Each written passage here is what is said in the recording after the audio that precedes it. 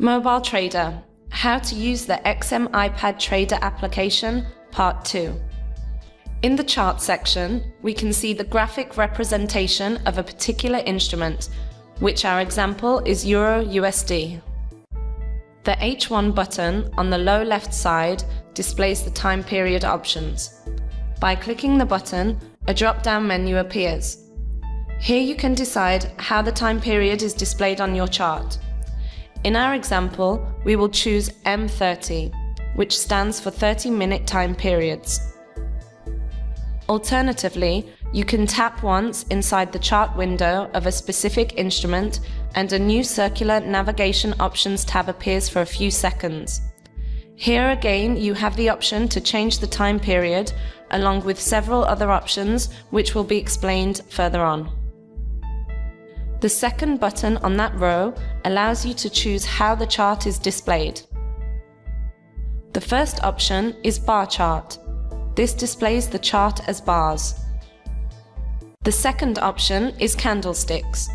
To get a clearer image of the candlesticks, pinch out your iPad screen to zoom in and see the candlesticks in more detail.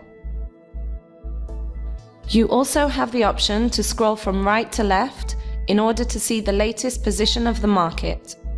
The third option for displaying the chart is the line chart, which displays your chart in the form of lines.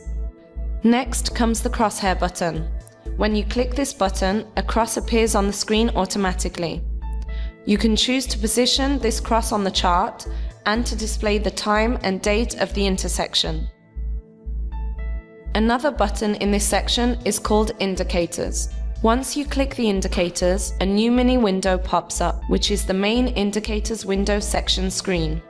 Should you want to return to the chart main window, simply click anywhere else on the screen and the window will disappear. To view the available indicators, click the main window button. This button takes you to the available indicators list section, where you can select and add an indicator on any instrument to your chart window. Remember that clicking the blue arrow button on the top left side of the indicators list window, you will be redirected to the main indicators window screen. Let's choose the average directional movement index indicator as an example and attach it to our chart window. Before doing this, you have the option to change the properties of the selected indicator by clicking on it once.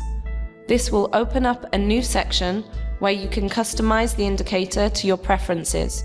It is important to know, however, that these options vary according to the indicator selected.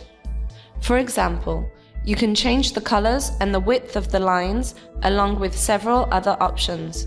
If you are happy with these changes, all you need to do is click the Save button on the top right side of the screen. By clicking the arrow button on the top left side of the window, you get redirected to the main indicators selection list. To add the selected indicator to your chart, click the Done button on the top right side of the Properties window. After this, your indicator will be attached to the Chart window tab. Clicking the Indicators button on the Chart window main screen will take you to the Indicators menu window, where you can see your added indicator on the same instrument chart window. Clicking the arrow on the Average Directional Movement Index takes you back to the current indicator's properties options.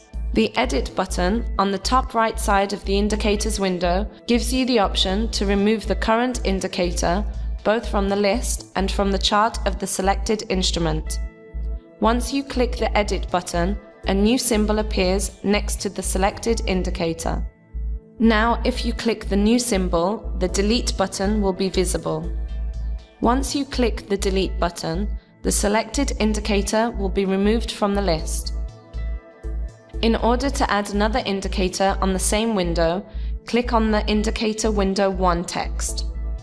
This will redirect you to the main indicators list, where you can select an additional indicator such as the parabolic SAR.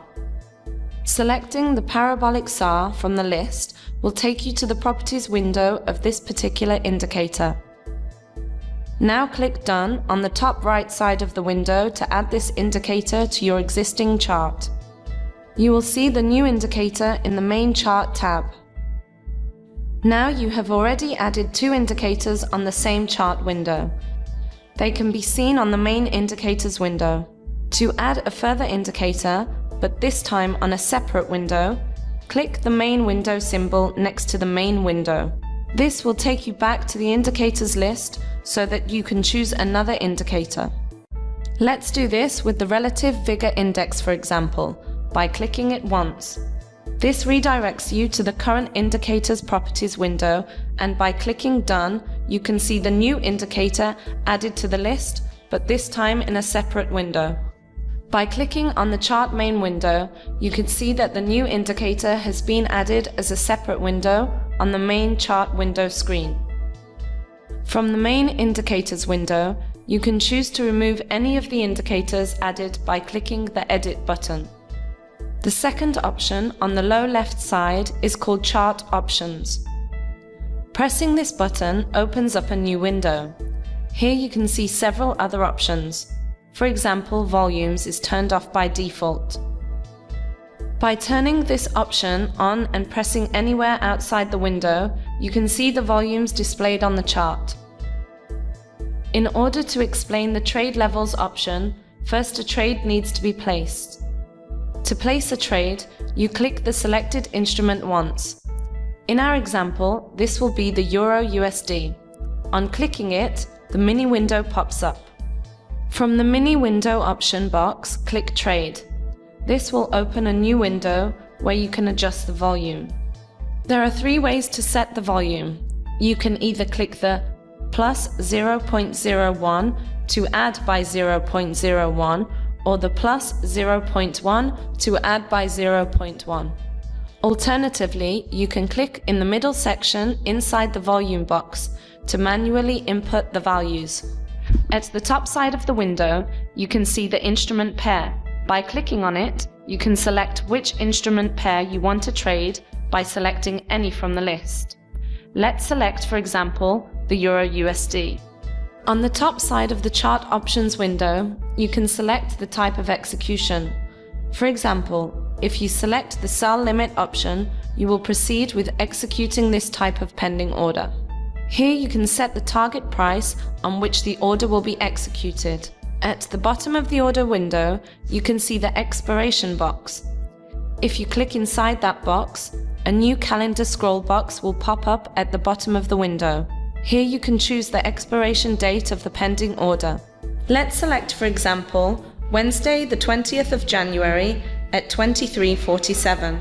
Once the price, the stop loss, and take profit and the expiration date have been set, click the Place button located at the bottom of the order window to place this order. Following this, you will see that your order has been successfully placed. Now let's place a different type of order. Click the selected instrument, for example, Euro USD once, and the mini window will pop up. Click Trade to go to a new window, where you can select the volume, instrument, and the type of execution order. For example, let's leave the order type on Market Execution. Here you can choose to either buy or sell. Let's place a buy order, for example, by clicking Buy. Now you will see that your order has been successfully placed. End of part 2. Thank you for watching.